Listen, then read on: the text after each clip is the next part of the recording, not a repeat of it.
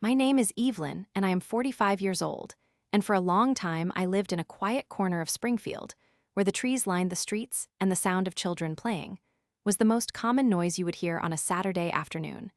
But my life was not always as peaceful as the scenery suggested,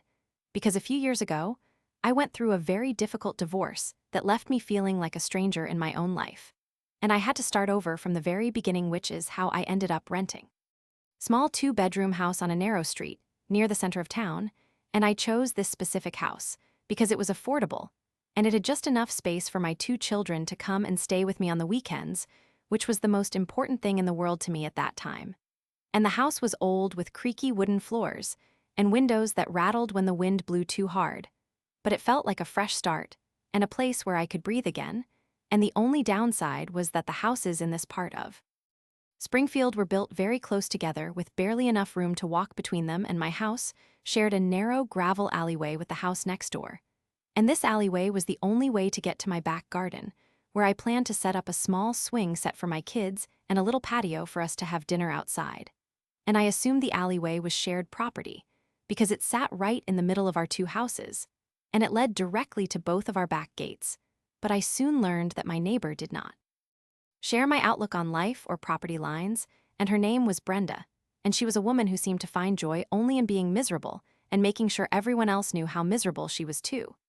And from the very first day I moved in, Brenda was watching me from behind her lace curtains, and she did not come over with a plate of cookies or a friendly wave. And instead she waited until I was carrying a heavy box of books through the alleyway, and then she flung her side door open so hard it hit the brick wall with a loud bang, and she stood there with her arms crossed over her chest, and a scowl on her face that looked like it had been carved into her skin over several decades. And she told me in a sharp voice that I was trespassing on her private property, and I was so surprised that I almost dropped the box, because I had just signed the lease and my landlord had specifically told me that the alley was for my use as well, and I tried to be polite, and I introduced myself, and I told her my name was Evelyn and that I was her new neighbor. But she did not care about my name or my friendly tone, and she pointed a bony finger at the ground and said that this alley belonged to her and her alone, and that she did not want to see me or my children using it ever again. And I went inside my house feeling very shaken and confused, because I did not want any trouble, especially not when I was trying to build a stable home for my kids. And I called my landlord, Mr. Henderson, that evening, and I explained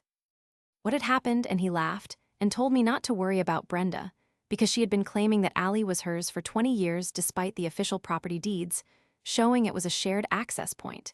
And he told me he would send me a copy of the paperwork so I could show her if she gave me any more trouble, and I felt a little better after that. But I still had a bad feeling in my stomach, because Brenda did not seem like the kind of person who cared about paperwork or facts. And over the next few months, my relationship with Brenda went from bad to worse, because she started making it her mission to make my life as difficult as possible. And every time my children would come over for the weekend, she would stand in her garden and glare at them through the fence. And if a ball happened to bounce over into her yard, she would take it inside her house and refuse to give it back. And I tried to talk to her several times to apologize and explain that they were just kids, but she would just scream at me about how I was a bad mother and how my children were hooligans who were ruining the peace of the neighborhood. And it got to the point where my kids were afraid to go outside, because they did not want to be yelled at by the mean lady next door. And I felt like a failure, because I could not even provide a safe and happy environment for them to play. And then Brenda started getting even more aggressive about the alleyway, and she began placing her large plastic trash cans right in the middle of the path so that I could not walk through with my groceries or my laundry. And when I moved them aside so I could pass, she would come running out of her house and accuse me of touching her personal property, and she even started pouring water on the gravel during the winter so that it would freeze into a sheet of ice, making it dangerous for me to walk to my back door. And I complained to the landlord again, but he said there was not much he could do besides talking to her, and he did talk to her, but that only made her angrier, and she started telling all the other neighbors that I was a crazy woman who was trying to steal her land, and I felt so isolated and stressed that I started looking for a new place to live, because I realized that life was too short to spend every day fighting with a bitter woman over a strip of gravel. And I eventually found a lovely house just outside of town that had a big yard and no neighbors within shouting distance. and I was so excited to move and leave all of the drama behind me, and I gave my notice to the landlord and started packing my things, but Brenda must have sensed that I was leaving, and she decided to give me one last parting gift of pure spite. And about 2 weeks before my moving date, I came home from work, and I found that Brenda had hired someone to install a tall wooden gate across the front of the alleyway, and I was shocked. But what made it even worse was that she had actually bolted one side of the gate directly into the side of my house, and she had drilled holes into the original brickwork of the rental property I was living in, and she had locked the gate with a heavy padlock so that I could no longer access my back garden or my back door at all. And I was absolutely furious, because this was not just a disagreement anymore, it was a violation of my space and a destruction of the property I was responsible for. And I went over to her house, and I knocked on her door until she finally answered, and I asked her what she thought she was doing, and she just smiled a cold and satisfied smile and said she had given me plenty of warning, and that she had finally taken matters into her own hands to protect her property. And she told me that if I touched her gate, she would call the police and have me arrested for vandalism. And I was so angry I could feel my hands shaking. But I knew that if I lost my temper, I would be the one who ended up in trouble. And I went back inside and called the landlord, and he was furious about the damage to the bricks, but he was out of town for the week and said he could not do anything until he returned, and I had to spend those last 2 weeks climbing over a small side fence just to get into my own backyard. And every time I did it, I could see Brenda watching me from her window and laughing. And it was the lowest I had ever felt in my life, because I felt like I had let this woman win, and I felt like I was being bullied out of my own home. And I spent my nights packing my boxes and thinking about how unfair it all was, and I wanted to do something to show her that she could not just treat people this way and get away with it. And finally, the morning of my moving day arrived, and the moving truck was parked out front, and my friends were helping me carry the last of my furniture out of the house, and Brenda was nowhere to be seen, which was unusual, because she usually spent all day monitoring my every move, and I figured she was probably inside celebrating the fact that I was finally leaving. And as I was walking through the alleyway one last time to make sure I had not left anything behind, I noticed something that I had never really paid attention to before, and Brenda had a satellite television dish installed on the side of her house. And the thick black cable for the satellite feed ran down the wall, and then along the base of the house right next to the shared alleyway. And it was sitting there completely unprotected and exposed just a few inches away from where I had been forced to walk every day, and I remembered how Brenda loved her television more than anything else in the world. And I knew this because she often bragged about having the most expensive cable package with all the premium movie channels and sports networks. And she would sit in her living room all day with the volume turned up so loud that I could hear her shows through the walls. And I realized that her television was her only connection to the outside world, and the thing she valued most. And as I looked at that cable, a thought began to form in my mind, and I looked down at the heavy wooden table I was carrying, which had very sharp metal edges on the legs, and it was a table that had seen better days, and I did not really care if it got a little scratched. And I also noticed that the gate she had installed was still bolted to my house. And it felt like a final insult that I had to leave it that way, and I was filled with a sudden and very calm sense of determination. And I made sure the coast was clear, and that no one was watching, and then I tilted the heavy table so that one of the sharp metal legs was resting right on top of the black satellite cable, and I gave the table a very hard shove so that it slid across the cable with a lot of force. And I heard a very distinct crunching sound as the sharp metal sliced through the outer plastic casing and the copper wires inside, and then I did it one more time just to be absolutely sure that the connection was completely severed, and the cable was now cut in 2 different places, and it looked like it could have been an accident caused by moving heavy furniture through a narrow space, and I felt a huge weight lift off my shoulders as I finished loading the table into the truck. And I did not feel guilty at all, because I thought about the months of harassment, and the way she had made my children feel, and the damage she had done to the house.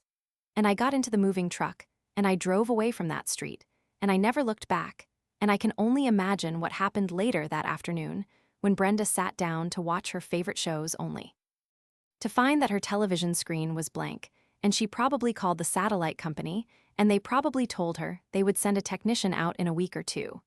And when the technician finally arrived, he would see that the cable had been crushed and cut, and he would probably charge her a lot of money to repair it, because it was considered physical damage rather than a technical fault.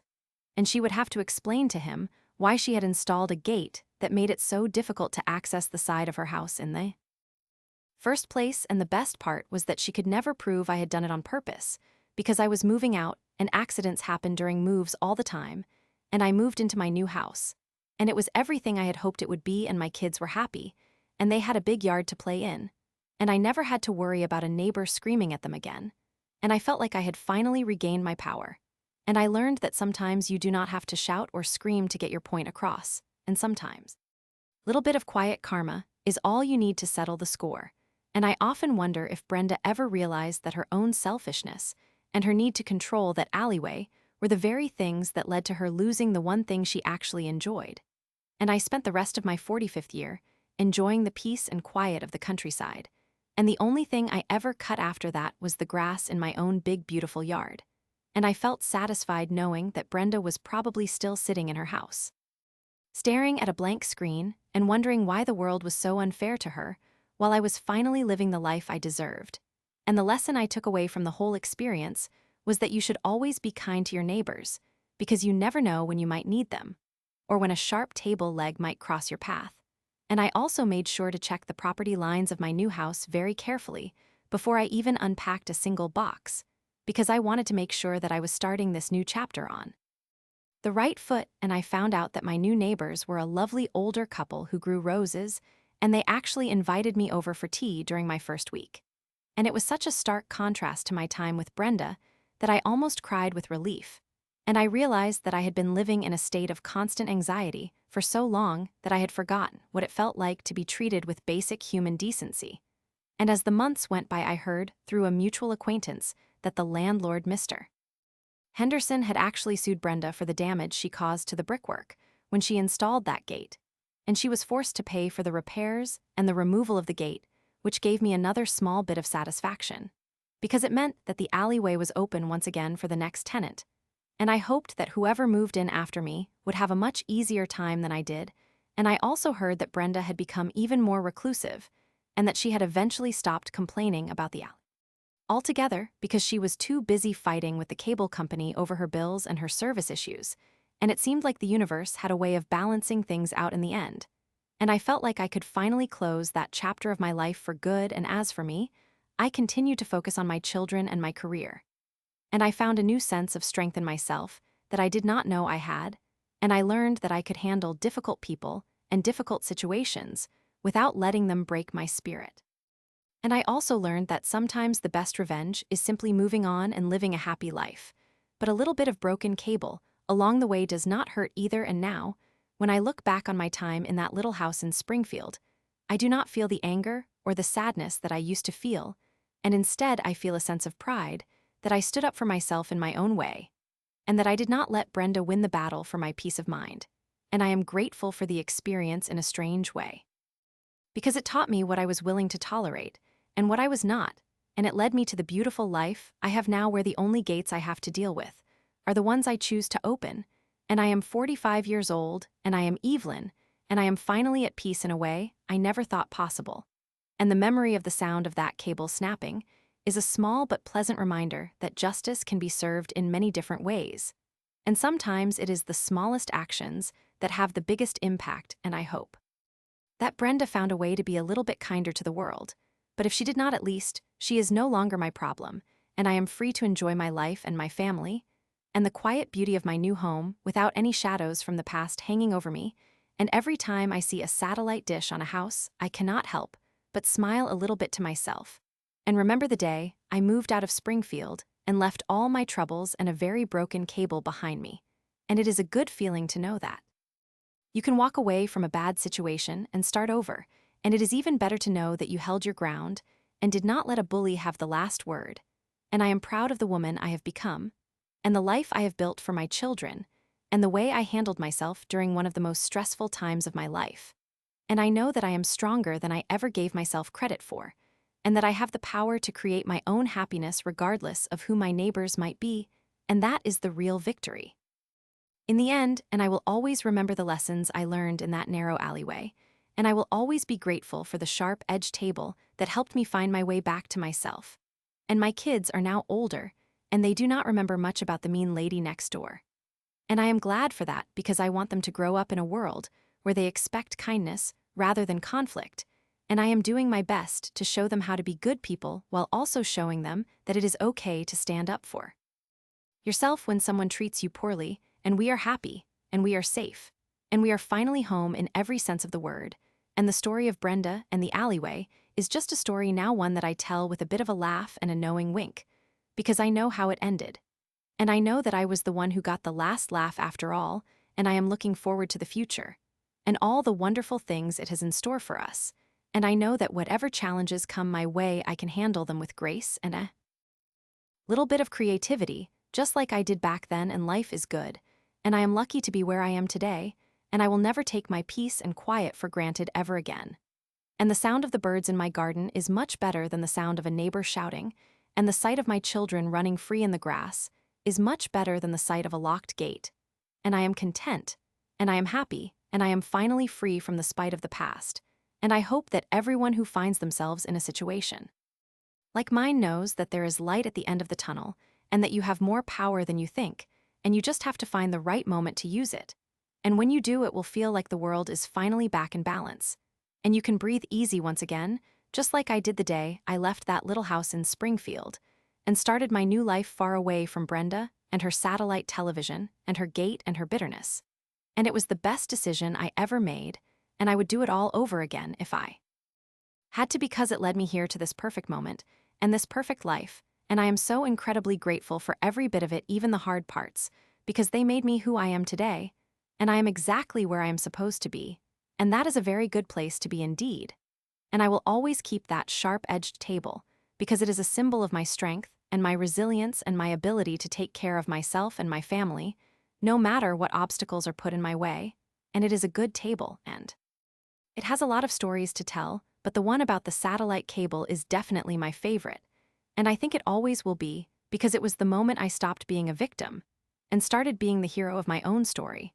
And that is a change that stays with you forever, and it is a change that has made all the difference in the world to me. And I am so glad I had the courage to take that small silent stand, and I am so glad I moved on to something better, and I am so glad to be Evelyn and to be 45 and to be exactly who I am today in this beautiful, peaceful place that I call my home, and the world is wide and full of possibilities.